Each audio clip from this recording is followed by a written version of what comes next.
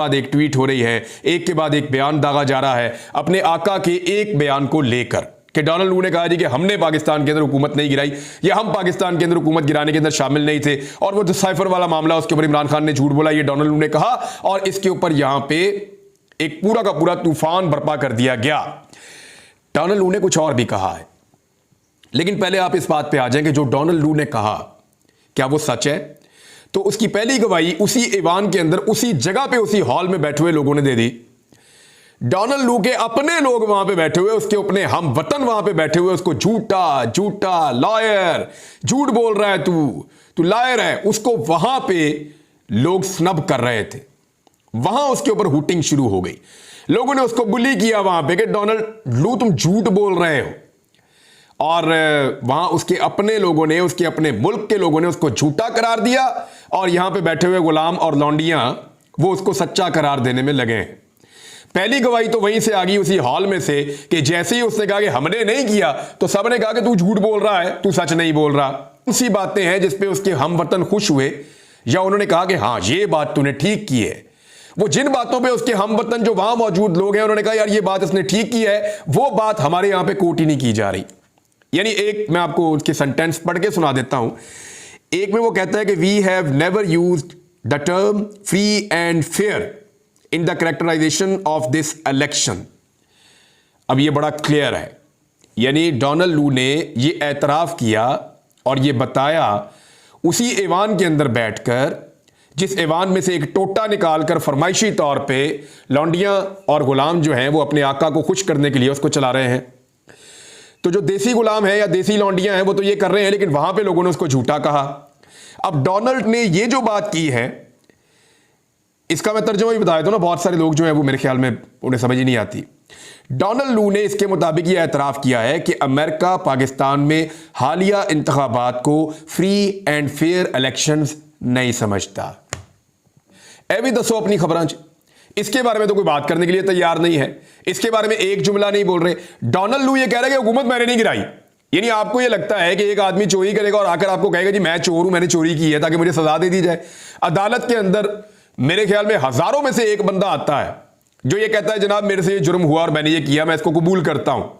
ज्यादातर यही कहते हैं जनाब हमने ये नहीं किया। आपको क्या लगता है डोनाल्ड लू पागल है या उसके मुंह के ऊपर कुछ और लिखा हुआ है कि वो आएगा और आगे अपने ईवान के अंदर बैठ के कहेगा जनाब हमने गिराई पाकिस्तान में हुकूमत, मैंने ये किया था, मैंने ये धमकियां दी थी। वो आके एतराफे जुर्म करेगा? पागल है वो, बेवकूफ है वो।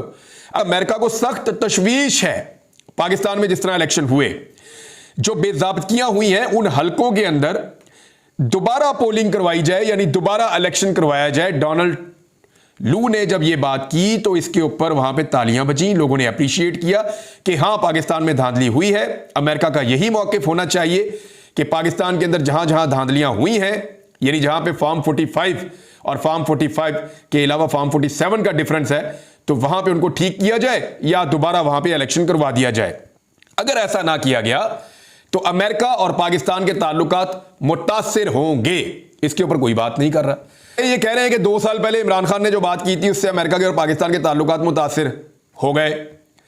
कोई ये नहीं कह रहा कि अभी अमेरिका ये कह रहा है कि अगर आपने ये धांधली ना रोकी और अगर आपने अभी धांधली का सद्देबाब ना किया और अगर आपने जीतने वाले उम्मीदवारों को अनाउंस ना किया या दोबारा रीपोलिंग ना की जहां जहां पे धांधली हुई है, तो अमेरिका और पाकिस्तान के ताल्लुकात खराब हो जाएंगे। इसके बारे में आज कोई बात नहीं कर रहा। देखिए, अगर डोनाल्ड लू सच बोल रहा है कि जनाब साइफर ऐसा था ही कुछ नहीं, तो असद मजीद ने आकर क्या स्टेटमेंट दिया था जरा वो याद करें आप।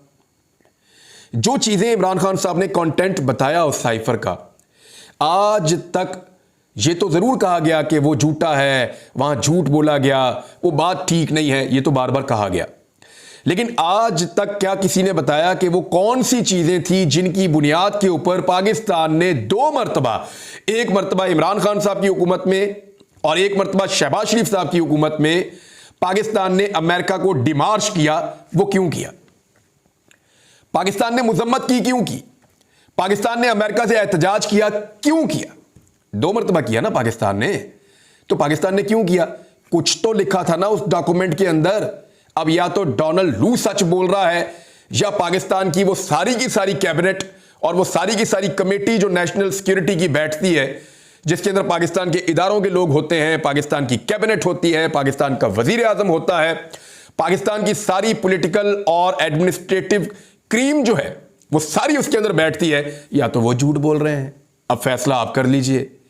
यानी किस तरह ये गुलाम और लौंडियां जो हैं, ये एक डोनाल्ड लू अपने आका को सच्चा साबित करने के लिए पाकिस्तान के पूरे निज़ाम को झूठा करार दे रहे हैं कि हमने जो अमेरिका को डिमार्च किया था वो हमारा बनता ही नहीं था, हमने गलत डिमार्च किया, हमने झूठा डिमार्च किया, हमें वो डिमार्च करना ही नहीं चाहिए था।